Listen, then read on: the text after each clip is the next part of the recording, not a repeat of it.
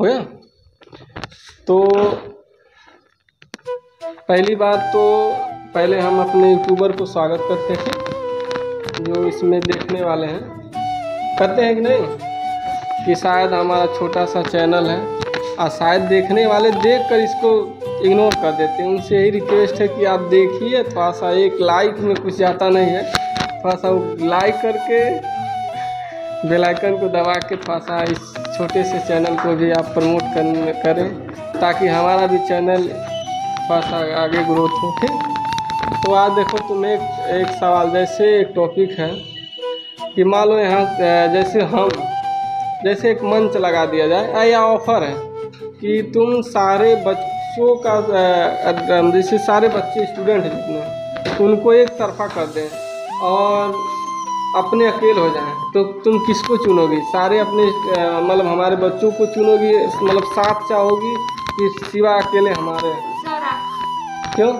क्योंकि आप वो भी तो मान लो ऐसा नहीं है कि उनके पास ज्ञान नहीं है, वो उनके पास ये है कि जैसे तुम्हारे पे ही एक बात हमको याद आ गई, सुनना। एक बेर महाभारत देखिए, महाभारत की सच्ची घटना है, जो चीज़ अब तो हम देखने लगे। महाभारत में एक बेर क्या हुआ, जब महाभारत शुरू होने वाला था, ठीक, तो महाभारत में दो लोग थे जो मुख्य हैं, एक अर्जुन एक दुर्योधन। कौन कौन? अर्जुन और दुर्योधन। तो जब लड़ाई प्रारंभ होने वाली थी, उन्होंने कहा कि एक बेर जो कृष्ण, क्योंकि द्वापर के राजा थे, महाभारत में सबसे अच्छा रोल उन्हीं का है, तो उनके पास गए। तो जिस समय गए सुबह के वेला में, तो कृष्ण जो थे सोए थे। अब व्यक्ति मान लो सोया है, और वे दोनों व्यक्ति गए, तो अर्जुन जो थे वह सिर के पास बैठे। कहाँ बैठे? सिर के पास है, ताको तो। अर्जुन जो है सिर के पास बैठे, और का नाम है युधिष्ठिर जो है पैर के पास बैठे। तो जब मान लो जब जो व्यक्ति पैर के पास बैठेगा, अब आदमी का आँख खुलेगी तो पहले कौन दिखेगा? पैर वाला। तो कृष्ण जी जब आँख खोले तब तक युधिष्ठिर दिख गए, और जब इधर देखे तब तक अर्जुन दिख गए। तो बोले कि भाई क्या बात है, आप लोग आए हैं, कुछ तो रीज़न होगा। तो बोले ऐसी बात है और हमें दोनों को आपसे कुछ चाहिए। तो युधिष्ठिर बोले क्या चाहिए भाई? अर्जुन बोले, कृष्ण बोले हमको क्या चाहिए? तो पहले बोले कि देखिए इस तरह तो होगा नहीं, जिसको आप पहले देखें उनसे पूछ लीजिए। तो कृष्ण जी बोले युधिष्ठिर तुम बताओ तुम्हें क्या चाहिए? तो क्या नाम है, युधिष्ठिर बोला कि आप जितनी भी हमारे नाम से नारायणी सेना थी, उनके पास बहुत बड़ी सेना थी, इतने लोग थे उसमें। तो लालच, युधिष्ठिर के पास लालच थी। उन्होंने कहा कि हमें जितनी आपकी नारायणी सेना है वो सारी हमको चाहिए। और जब वो सारी सेना मांग लिए तो बचे बस कृष्ण। तो अर्जुन बोले कि भाई जब सारा ये मांग लिया तो हम अकेले हैं, अब तुमको क्या चाहिए? तो बोले बस आप हमारे साथ चलिए, हमको आप कुछ नहीं चाहिए। ठीक, युधिष्ठिर सारा सेना ले गया और अर्जुन के पास बस सिवा कृष्ण बचे। तो सोचो उसी पर एक बात है, एक तब कृष्ण जी ने टोन का सा, जिसने मजाक किया होता है, कृष्ण जी ने मजाक किया उनसे। तो चुटकी समझती हो? उसी को चुटकी का मजाक। हाँ हाँ, उन्होंने कहा कि हार निश्चित है, मतलब ये तो निश्चित है कि अर्जुन तुम हारोगे। क्या कहें कृष्ण जी अर्जुन से कि तुम हारोगे? तो बोले कि तेरी हर दम, यानी तुम हर दम रहोगे उदास। उन्होंने कहा कि ये तो निश्चित है कि तुम हार जाओगे, क्योंकि अकेले हम जा रहे हैं और उसके पास पूरा सेना है, कर्णी सेना, बहुत बड़ी सेना थी।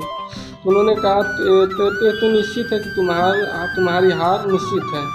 उसके बाद बोले कि हरदम रहेगा उदास।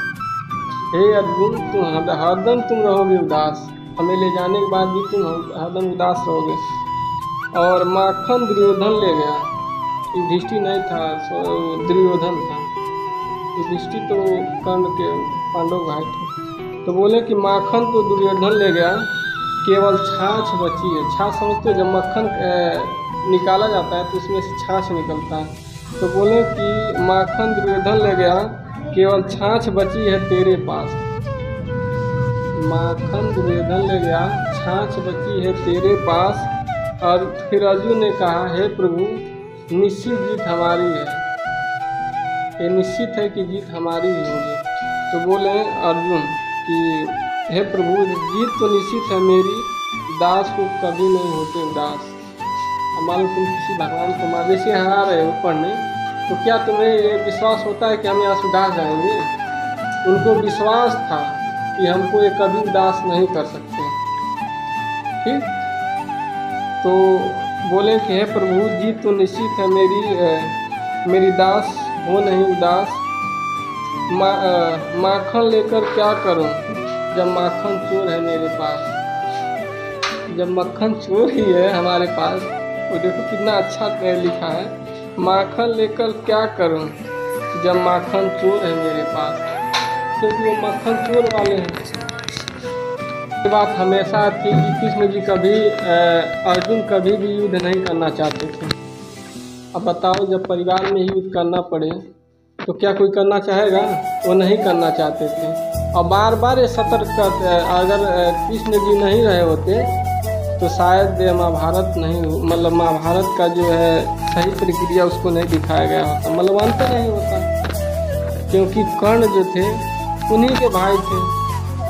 और कर्ण सोचो, जब युधिष्ठिर उनके अभिमन्यु का जब मृत्यु हुई ना, तो कर्ण जो है अपने पहले गले लगाया, कहा पुत्र तू बहुत बड़ा योद्धा है, तुम्हें इसी के वजह से तुम्हें जाना जाएगा। आज जब मिले न गले, इसके बाद तब चाकू घोंप के मारे। कर्ण ने पीछे से चाकू घोंप कर आर पार कर दिया युधिष्ठिर और उसको अभिमन्यु को।